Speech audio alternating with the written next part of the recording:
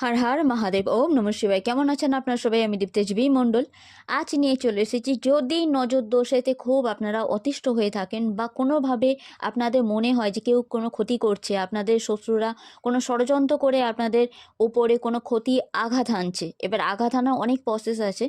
আমরা সচরাচর শুনে থাকি যে ফটো দিয়ে করা যায়, বা কিছু খাইয়ে করা যায়, বা জামা কাপড়ে অংশ কেটে করা যায়, বা অনেকভাবে অনেক গোত্র নিয়ে করা যায়। বাট এই সব কিছু কালো জাদুর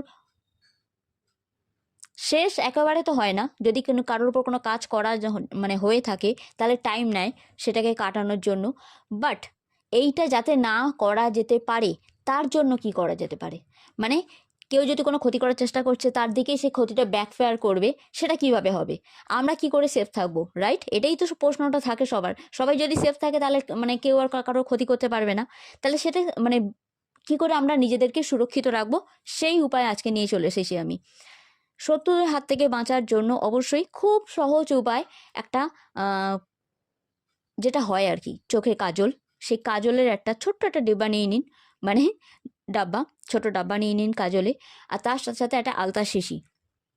বাঁ পায়ে আপনার মধ্যমা দিয়ে কাজলের কালো কাজল নিয়ে ঠিক বাঁ পায়ে নিচে একদম মাঝখানে লাগান। আর ডান পায়ে আলতা নিয়ে অনামিকা আঙুল দিয়ে আপনারা আলতাটা ঠিক মাঝখানে লাগাবেন।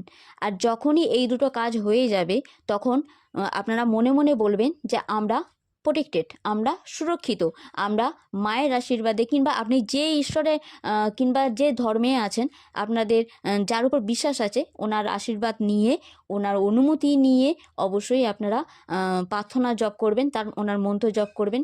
জীব যেন না নড়ে, মনে মনে জপ করবেন।